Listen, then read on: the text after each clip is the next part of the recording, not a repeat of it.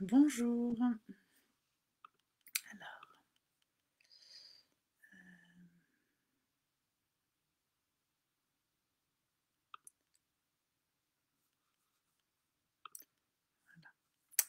désolée, je ne sais pas ce qui se passe.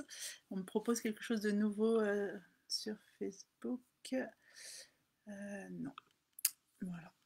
Alors, bonjour à tous. Désolée pour ce moment un petit peu de vide, mais on me propose un truc et je ne sais pas trop. Voilà. Ben, j'espère que vous allez bien. Vous soyez peut-être un peu remués, beaucoup de choses encore cette semaine, beaucoup d'informations, de réalignement à vivre, encore plus aujourd'hui, on est en nouvelle lune, donc c'est une journée où on peut être un peu remué aussi, hein, puisque la lune travaille, nous aide, mais ça nous fait travailler sur notre alignement. Alors aujourd'hui j'ai mis un titre un peu je dirais, pas racoleur, mais dans le sens plutôt un peu technique, c'est dur ou un petit peu. Ah, j'ai pas le mot qui me vient. Vous voyez, il y a racoleur comme mot, mais c'est pas ça que je veux dire. C'est pas grave, un titre un petit peu bousculant. C'est dur d'être en pâte, voilà. Euh, En fait, cette semaine, pour moi, il y a eu beaucoup de choses autour de ça, donc j'avais envie d'en vous en parler, partager mes réflexions autour de ça. L'empathie, pour moi, c'est une qualité. Euh, Tant qu'on sait vivre avec, qu'on sait la reconnaître et qu'elle ne se transforme pas en quelque chose euh, lié à la pitié, à, à, à mettre l'autre dans quelque chose de maternant ou paternant, voilà. Parce que ça peut être un risque que je connais. J'en parle vraiment en connaissance de cause, et je pense qu'on le vit tous quand on est assez en pâte, de trouver la limite entre j'accueille ce qui se passe pour l'autre, je peux vraiment me connecter à l'autre par le cœur, par ce qu'il dit ou ce qu'elle dit, euh, mais à quel moment ça m'appartient plus aussi. Et ça, c'est vraiment un chemin euh, de d'aller vers ça, d'arriver à, à sentir en nous où est-ce qu'on doit se positionner. On peut le comprendre, on peut nous l'expliquer. Moi, quand j'ai fait ma formation d'accompagnante en communication non violente, hein, voilà, euh, bien sûr, on nous explique tous ces outils, voilà, l'écoute active, c'est ça. Mais le vivre en soi, c'est autre chose parce que dans la sphère personnelle, par exemple, ça peut être difficile quand ça touche quelqu'un qu'on aime. Voilà, il y a plusieurs émotions qui se mélangent et j'avais envie de partager avec vous justement sur ce thème. Parce que c'est important de l'entendre et de toujours revenir à soi, toujours, hein, c'est toujours moi, ce leitmotiv de d'abord je me positionne, je reviens à moi, je me positionne. L'empathie, c'est une qualité d'accueil, d'écoute, pour ceux qui n'auraient pas vraiment la définition. Euh, c'est c'est la capacité d'accueillir ce qui se passe pour l'autre, de le ressentir, euh, et en tout cas d'être dans cet accueil du cœur. Et ok, t'es triste, je sens de la tristesse aussi en moi, mais ce n'est pas la mienne, c'est celle de l'autre. Je ressens l'énergie de tristesse, mais ce n'est pas moi qui suis triste, par exemple. Voilà, donc ça c'est l'empathie. Et parfois, cette sensation, bien sûr, quand on est dans l'empathie, on va aller sentir, on va sentir par exemple la tristesse de l'autre, et elle peut résonner avec notre propre tristesse qui n'a rien à voir avec l'autre, hein, qui n'est pas la même histoire, mais qui est la même émotion. Et on peut être perturbé là-dedans et avoir un élan de bah, comme je me sens triste, je vais aider l'autre pour qu'il soit moins triste, comme ça moi je serai moins triste. Voilà. Ça, j'ai connu ça. J'ai dû clarifier ça en moi quand l'autre se sentait triste, je me sentais triste et comment je peux aider l'autre, comme ça je me sens moins triste. Mais ce qui était important et ce que j'ai toujours fait par contre, c'est que après je prenais soin de ma tristesse. Et le risque, euh, c'est de ne pas prendre soin de sa propre tristesse. Parce que si ça a résonné, c'est qu'il y a des émotions de tristesse, par exemple, là on est sur cette émotion-là, résiduelles, liées au passé, qui n'ont pas été libérées, pas regardées, pas accueillies. Et du coup, c'est là où il y a une connexion et c'est là où on peut se faire avoir à rentrer dans la pitié, alors je mets ce mot-là parce que j'ai pas d'autre mot, mais une notion de pitié de l'autre, ah, le pauvre, ça, parce qu'on mélange notre ressenti avec celui de l'autre.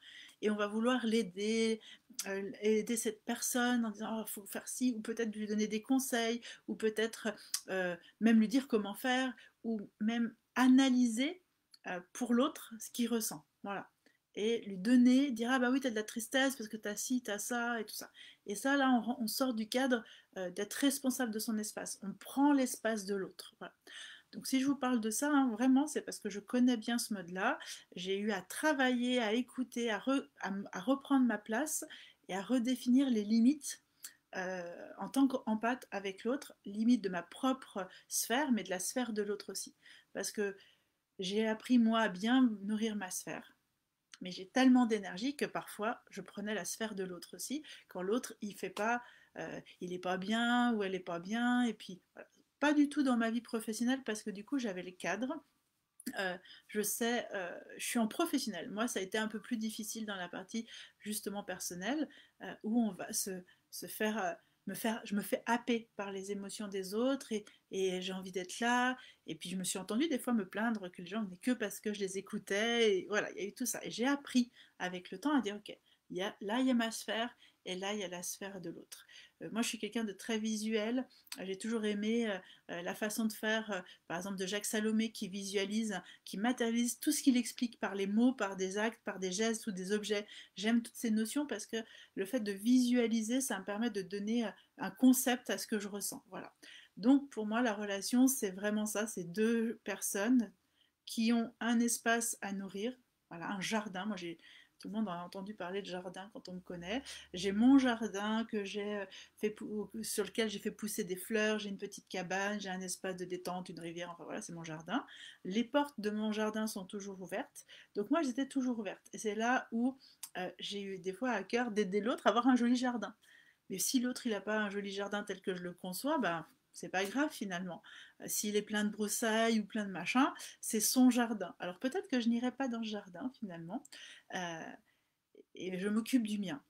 Et ça, c'est ça l'image que j'ai. C'est que moi, j'ai voulu aider l'autre à faire un beau jardin. Il n'y avait pas une intention de le diriger à dire ça c'est beau, ça c'est pas beau, mais c'était pour moi quand je vois les jardins pleins d'épines, bah ça me touche parce que je vois ces épines, ça pique, mais en même temps peut-être que l'autre ça le pique pas ou ça la pique pas. Bon, ok. Et donc toute cette image m'a permis de comprendre où sont les limites. Moi, je dois me partager ça, m'occuper de mon espace et de mon jardin. Et l'autre, il est là-bas. Par contre, peut-être que ça me donne pas envie d'aller chez l'autre, du coup. Ou peut-être que si l'autre, je le laisse venir chez moi, il va mettre des épines. Et là, je suis pas OK. Voilà. Et ça m'a vraiment appris dans mon empathie à savoir aussi, autant dans mes mots, dans ma posture physique, mais du coup dans ma posture sensorielle, émotionnelle. Où est-ce que je vais? Où est-ce que j'y vais pas? Quel choix je fais? Est-ce que je suis trop? Je suis pas trop? Alors ça paraît assez complexe dans le sens où il y a beaucoup de pensées. Et oui, moi j'ai beaucoup de pensées, hein, parce que j'ai besoin de clarifier tout ce que je ressens. Et à chaque fois, ça me permet d'avoir la bonne action du coup après, parce que j'agis pas spécialement tout de suite. Je réfléchis, je clarifie, je fais les parts en moi, et après j'agis. Et le risque quand on est en pâte, c'est effectivement de devenir un petit peu dictateur. Je vais le dire comme ça, parce qu'en ce moment, c'est quelque chose qui, c'est ce qui ressort le plus et qui me bouscule le plus en ce moment dans ce qu'on est en train de vivre socialement. C'est le fait qu'on vienne dans mon espace en me disant comment je dois vivre. Alors si j'ai pas de réaction, mais en fait je me dis comment les gens peuvent rentrer dans mon espace sans que je les ai invités en fait. Donc ce mot revient beaucoup pour moi et quand un mot revient, au lieu de dire bah eux ils se comportent en dictateur, même si je peux l'observer, je vais voir d'abord comment moi je suis avec mon dictateur intérieur. Et parfois, ça donne des résultats assez impressionnants, dans le sens où, bah, par exemple, là, si j'observe mon dictateur, hein, je suis en pâte avec moi, je dis, bah ouais, cette posture de dictateur, qu'est-ce qu'elle me dit à moi? euh, Bah, j'ai à cœur de ne pas l'être. Il y a vraiment quelque chose, j'ai à cœur de ne pas l'être. Mais j'ai tellement à cœur de ne pas l'être que sur des points, je n'ai pas pris de position, et clairement avec des gens en souffrance, par exemple. des gens où je sens qu'il y a vraiment de gros blocages émotionnels. Et là, on parle de ma vie personnelle, hein, plutôt amitié, amoureuse, relationnelle, mais pas dans mon travail. Là, j'en sors de ça. Dans mon travail, c'est autre chose. Il y a comme un garde-fou, il y a moins d'intime pour moi, donc j'arrive mieux. Mais quand il y a de l'intime, j'y m'arrive encore, des fois. Et encore cette semaine, j'ai fait l'expérience de devoir clarifier ce qui se passe en moi. Et du coup, ça m'a invité dans cette partie dictateur et me dire, ok, donc moi j'ai à cœur de ne pas être dictateur avec les autres. J'ai tellement à cœur que j'oublie des fois à dire ce qui est bon pour mon espace. Et ça, je me vois faire, hein, je vous parle du jardin, moi les portes ouvertes, donc tout le monde vient chez moi. Puis après, quand tout le monde repart, c'est le bordel pas possible, et moi je me sens pas bien. Et en fait, et puis j'ai de la colère à force que les gens viennent sans respecter mon espace, mais moi je veux surtout pas être dictateur, je veux surtout pas imposer, j'ai envie que les autres soient libres comme moi j'ai besoin d'être libre. Hein, je dis souvent, moi ça me gêne pas, chacun fait ce qu'il veut tant qu'on me dit pas comment je dois faire. Mais au point qu'à un moment, j'ai laissé trop piétiner ce jardin. J'ai laissé les gens rentrer euh, et moi je suis devenue dictateur parce que comme je n'arrivais pas à dire les choses, bah, au bout d'un moment que les gens piétinaient, je dis non, t'as pas le droit de faire ça, non, tu fais pas ça, non, je me vois faire ça. Non, tu touches pas mes fleurs, non, par peur qu'on abîme à nouveau mes fleurs, parce que c'est un gros travail euh, de m'occuper de mes fleurs, de mon jardin. Et vraiment, c'est une image, hein, donc c'est vraiment mon monde intérieur. Pour moi, euh, c'est un vrai chemin de prendre soin et c'est pas de la gnognotte, hein, c'est pas je suis sur un canapé et je fais rien. Quand je suis là, relaxation, c'est un gros job d'écouter tout ce qui se passe en moi, de décortiquer et tout. Et je le fais parce que j'aime faire ça. Mais quand les gens viennent piétiner du coup ce jardin merveilleux que j'ai créé à l'intérieur, par leur comportement, par leur jugement, par il faut, tu dois, par une relation de mauvaise qualité, et ben pour moi, c'était dur et en même temps j'avais envie. J'avais, voilà, l'empathe, elle disait, mais j'ai envie de garder les liens. Mais aujourd'hui, je prends conscience que peut-être, entre guillemets, je n'ai pas été assez dictateur dans mon monde. Et dire ça, c'est ma valeur. Et quand tu viens chez moi, c'est ok, tu es qui tu es. Par contre, voilà les règles. Et il y avait vraiment, vous voyez, quand je vous le dis, pour moi, il y a une peur, ben, il y a la peur du rejet, bien sûr. Il y a la peur d'être trop dur aussi. Et si j'écoute, est-ce qu'il y a une autre peur? Non, il y a la peur du rejet et la peur d'être trop dur avec les autres et de faire du mal. Donc si mon ami était là, il regarderait cela, il me dirait, c'est pas possible que tu sois encore avec cette croyance-là. Alors je n'ai pas la croyance. Aujourd'hui, je peux faire le lien, c'est ma sensibilité.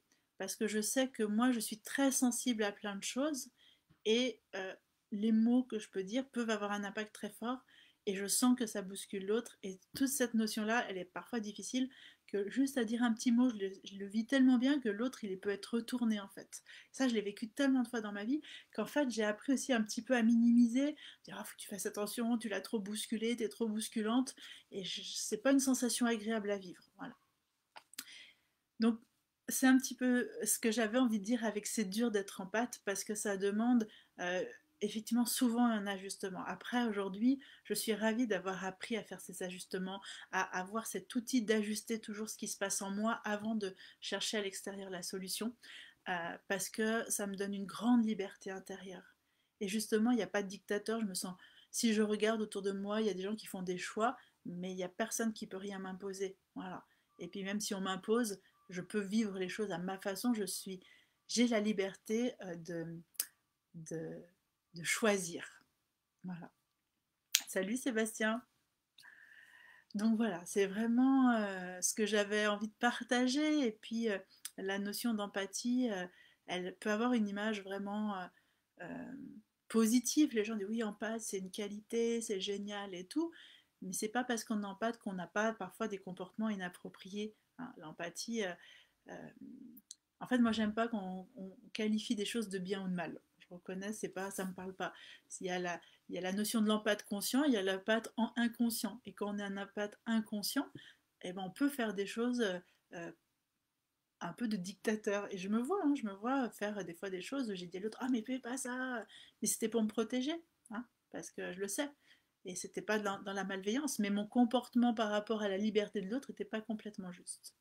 Et en ce moment, bah, du coup, c'est tout ça. Et vraiment, moi, j'accueille tout ce qu'on est en train de vivre. Pas toujours facile, euh, parce qu'il y a beaucoup d'informations et il y a beaucoup de choses, mais comme une possibilité de dire si à l'extérieur je vis ça, c'est quelle partie de moi qui est en résonance avec ça ou qui a pu créer ça. Parce que je me sens responsable aussi. Bien sûr, je ne suis pas responsable de tous les choix de tout le monde, mais c'est le monde dans lequel je vis, donc c'est une partie de moi quand même. Voilà. Et sans culpabilité, sans jugement, sans rejet non plus, hein, je ne rejette pas ça, mais je me dis comment, en l'observant, je peux transformer encore plus ma conscience, comment je peux ouvrir encore plus mon cœur et être encore de plus en plus juste dans mes relations, dans mon lien aux autres, euh, pour prendre ma place, simplement. Et me sentir bien au quotidien, sereine, le plus souvent possible, justement gardienne, euh, autonome, tous ces mots-là, voilà. Et je sais que, bien sûr, j'ai besoin de liberté extérieure. Bien sûr, si je suis coincée et confinée dans une pièce et que je n'ai pas le droit de sortir, c'est dur. Mais euh, si déjà j'ai la liberté à l'intérieur, je peux créer un monde, je peux créer des choses, euh, je peux voir autrement aussi les choses, les prendre sous un autre angle, jusqu'à la limite, parce qu'il y a aussi des limites. Et parfois, être empathe, ça peut nous emmener à pas entendre nos limites, parce qu'on va tellement comprendre l'autre, on va être sur l'autre, on va prendre soin de l'autre, mais nous, mais moi, être empathe, c'est super, mais j'ai pas envie d'être empathe. Et ça, euh, c'est quelque chose qui a été très dur pour moi parce que j'ai cette vision idyllique de tout est beau, tout est parfait. On en parlait encore avec mon collègue il y a quelques instants où il me rappelait, j'adore discuter avec lui parce qu'il a cette vision où ma vision à moi c'est la mienne, mais peut-être que la mienne elle n'est pas bonne pour les autres en fait. Voilà. Alors j'ai de l'argument, hein, je lui ai dit oui, mais on sait on a quand même fait des expériences, donc on a des consciences de ce qui est bon. Moi, j'ai conscience qu'un comportement, par exemple, de jugement, tout ça, ça fait mal au corps, quoi. Ouais, mais peut-être qu'il y a des gens, il me dit que ça leur fait pas mal. Oui, bon, je lui dis ok, je suis ouverte à ça, mais à un moment, bah, voilà. Où est-ce qu'on est, où est-ce qu'on se positionne et c'est ça qui est intéressant. Le but, c'est pas d'arriver à une structure parfaite. L'être humain, sa perfection, c'est l'imperfection. Je l'ai déjà dit dans d'autres lives, dans des webinaires et tout. J'avais entendu ça d'un anthropologue. Il disait la perfection de l'humain, c'est d'être imparfait. Il naît imparfait, son cerveau n'est pas terminé. C'est dans la première année, plein de choses matures. Pardon. C'est ça qui fait qu'on est des êtres en évolution perpétuelle et qu'on peut évoluer. C'est parce qu'on a une capacité, comme on n'est pas complet à la naissance, notre cerveau s'est développé dans un environnement spécifique. Il est notre cadeau, il peut être notre prison si l'environnement est trop strict aussi, trop rigide ou violent, voilà. Mais ça fait qu'on a un cerveau qui va toujours regarder son environnement. Euh, En épigénétique, aujourd'hui, on sait que deux gènes mis dans deux milieux différents vont produire des cellules différentes, même si au départ c'était les gènes d'un même type en fait. Donc on sait que notre environnement a un effet et nous c'est ça qui fait qu'on évolue. Et moi c'est vraiment là où j'ai du plaisir, c'est de partager, c'est d'observer à l'extérieur. Après je dis pas que c'est confortable. Bien sûr j'ai eu beaucoup de douleurs, de déceptions. Euh, j'ai eu même des fois, je me suis protégée. Hein, à un moment de ma vie, je suis arrivée à me protéger des comportements des autres et d'éviter certains comportements. Voilà. Euh, un peu d'être chercher la neutralité tout le temps, par exemple. Hein. Ça aussi, c'était vraiment à dire non, je ne peux plus encaisser. Mais mon empathie envers moi-même, d'abord, du coup, me permet de sortir de mes schémas de survie, de mes schémas inconscients et de famille, relationnelle, de sociétale, et de toujours aller plus vers une évolution de moi-même, une conscience. Et ok, bah c'est ma vision, peut-être qu'elle convient pas à tout le monde, mais aujourd'hui, j'ai envie de partager qu'on peut aller vers plus de bien-être intérieur. Voilà. J'ai envie que les gens se rendent compte que la douceur, la gentillesse, la sensibilité, c'est pas des défauts. Voilà. C'est des qualités, l'empathie, c'est des qualités. Et je le dis parce que peut-être qu'ici, il y a beaucoup de gens qui adhèrent à ce que je dis, mais je peux encore accompagner des personnes, avoir des expériences sociales où ma douceur, ma sensibilité, de voir les choses belles d'abord. On me dit, mais toi tu vis dans un monde de bisounours, quoi. Voilà, on me le dit. Moi je le vois, le monde qui m'entoure. Avoir cette vision positive de la vie dans le cœur, c'est pas ne pas voir ce qui se passe autour et les souffrances et tout ça. Mais je ne suis pas Dieu, et puis même Dieu, je suis pas sûre qu'il pourrait faire quelque chose. Je suis pas superwoman, je peux pas changer le monde, je peux que nourrir celui qui est autour de moi, comme une petite cellule, et puis avec son tout autour. Et déjà dans mon quotidien, essayer de faire des choses qui soient bonne pour moi et pour les autres, que ça fasse du bien, que quand, peu importe ce que l'autre a fait ou a dit, euh, mais que quand on ressort d'un échange, il y a de la joie. Hier, par exemple, j'ai eu cette expérience avec une personne que j'ai croisée lors d'ateliers et on a pris un temps de partage et il m'a proposé de partager parce que voilà, dans l'atelier, il avait reçu des choses qui lui ont fait du bien. Ben, moi, ça m'a fait du bien. Des êtres différents, mais du coup, à un moment, on partage, on est vraiment dans cet échange et ça, c'est agréable. Et, et ça emmène plus loin. Voilà, ça nous fait grandir. Et je trouve qu'en ce moment, en plus, on en a besoin. Vraiment, je n'ai rien à dire du système. C'est pas mon domaine et j'apprends à me taire. J'ai mon regard, mais c'est pas à moi d'analyser. Moi, je le fais pour moi et mon environnement proche. Euh, je peux en parler en intime, en discussion, mais je suis pas là pour ça. Mais par contre, je peux dire qu'on a besoin de douceur, on a besoin de un peu de paillettes, je veux dire comme ça, même si c'est pas, ouais, c'est un peu de joie, de plaisir, et pas dans à tout prix sortir et faire plein de choses, d'activités. Hein. Moi, je le vois pas comme ça, mais d'avoir des vrais liens du cœur. On en a besoin, vraiment.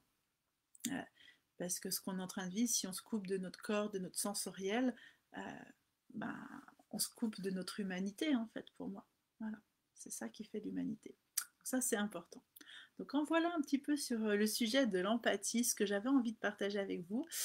Alors, hop, non, j'ai pas de personnes spécialement qui ont des questions. En tout cas, bah, j'espère que ça vous a inspiré. Vous n'hésitez pas si vous avez des commentaires quand même à faire.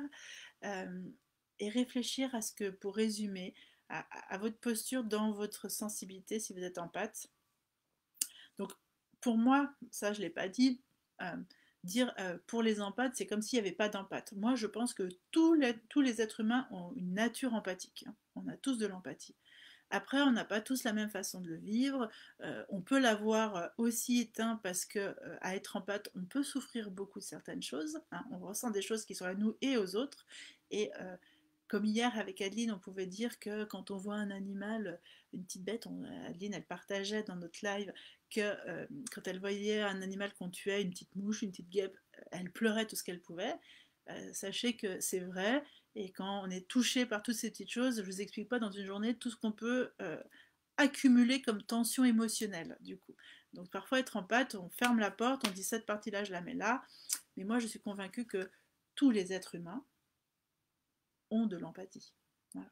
Après, plus avec un degré, suivant ce qu'ils ont reçu, leur nature, enfin, il y a plusieurs éléments, on va dire, naturels qui font que, mais la base, tout le monde a cette. Tout le monde recherche. Même la personne violente, elle recherche de l'attention et elle recherche un lien, une connexion.